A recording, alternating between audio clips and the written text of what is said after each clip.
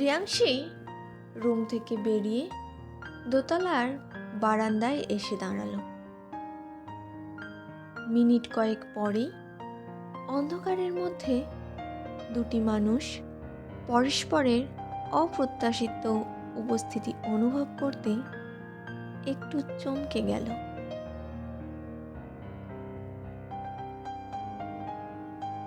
ওহ, তুমি? উফ। বুকের বাঁ পাশে হাত রেখে একটু স্বস্তির নিঃশ্বাস ছাড়ল প্রিয়াংশী। তা আমি না হয় অন্ধকারের মধ্যে তোমায় হঠাৎ দেখে চমকে গেলাম। তোমার হাতে তো ফোনের আলো ছিল, তারপরেও তুমি চমকে গেলে কেন? না, আসলে এত রাতে এইভাবে কাউকে দেখবো ভাবিনি। ও। তারপর দুজনেই চুপ হয়ে গেল। প্রিয়াংশী বারান্দার রেলিংয়ে হাত রেখে গভীর অন্ধকারের দিকে তাকিয়ে আছে। আবির প্রিয়াংশীর পিছনেই একটু দূরে দাঁড়িয়েছিল। প্রিয়াংশীর মতো আবিরও এসেছিল সেই মুহূর্তটাকে অনুভব করতে, কিন্তু প্রিয়াংশী সেখানে আগে থেকে ছিল বলে আবির ফিরে আসতে চাইল। এমন সময় প্রিয়াংশী সেই গভীর অন্ধকারের দিকে তাকিয়েই বলল, তোমার সাথে তো ঠিকমতো কথাই হয়নি। কেমন আছো তুমি? কথাটা শুনে আবির যেতে গিয়েও থমকে দাঁড়ালো। ভালো আছি, তুমি কেমন আছো? ভালো।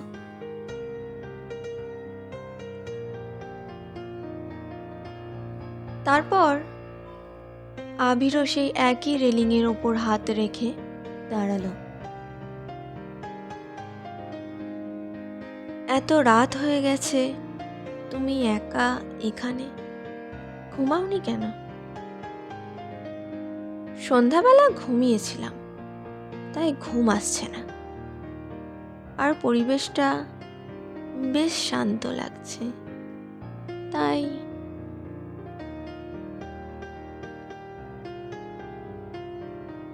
রাত তো কম হলো না, তুমি ঘুমাওনি কেন? জানি না, মনটা খুব অস্থির লাগছে, ঘুমই আসতে চাইছে না।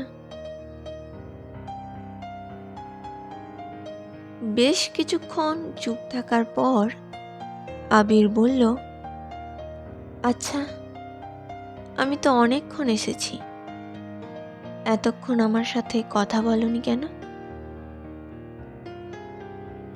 কথা তো তুমিও বলতে না যখন তোমায় মেসেজ করতাম।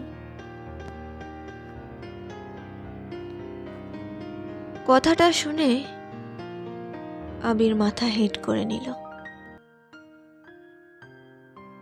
যোগাযোগ বন্ধ করে দিলে কেন? এতক্ষণ প্রিয়াংশী অন্ধকারের দিকেই তাকিয়েছিল। এবার খানিক আবিরের দিকে তাকিয়ে বলল, তোমার সাথে যোগাযোগ করেছিলাম, তার কিছু কারণ ছিল, আর তোমার সাথে যোগাযোগ বন্ধ করার জন্য যথেষ্ট কারণ ছিল।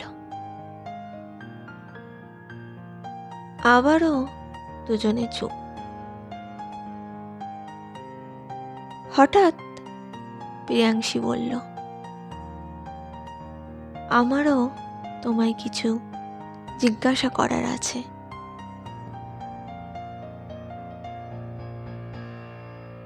বলো। আচ্ছা, তুমি আমার সাথে ঠিকমতো কথা বলতে না কেন? তুমি আমার দাদার ভালো বন্ধু বলে কি আমার বন্ধু হওয়া যেত না? কথাগুলো কিছুটা অভিমানের সাথেই বলল প্রিয়াংশী। আবির মাথা তুলে প্রিয়াংশীর দিকে তাকালো, কিন্তু কোনো উত্তর দিল না। প্রিয়াংশী সামনের দিকেই তাকিয়ে আছে। এবার আবিরও সেই অন্ধকারের দিকে তাকিয়ে রইল। দুজনেই দুজনের প্রশ্নের যথার্থ উত্তর পেল না।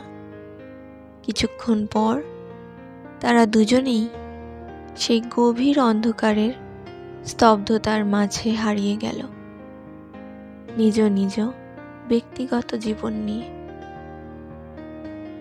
দুজনে প্রায় পাশাপাশি দাঁড়িয়েছিল, কিন্তু দুজনের মাঝে দূরত্ব ছিল অনেক বেশি। পরস্পরের থেকে জানার জন্য এবং পরস্পরকে বলার জন্য অনেক কথাই মনে ভেবে রেখেছিল, কিন্তু সুযোগ পাওয়ার পরেও কিছুই বলা হলো না।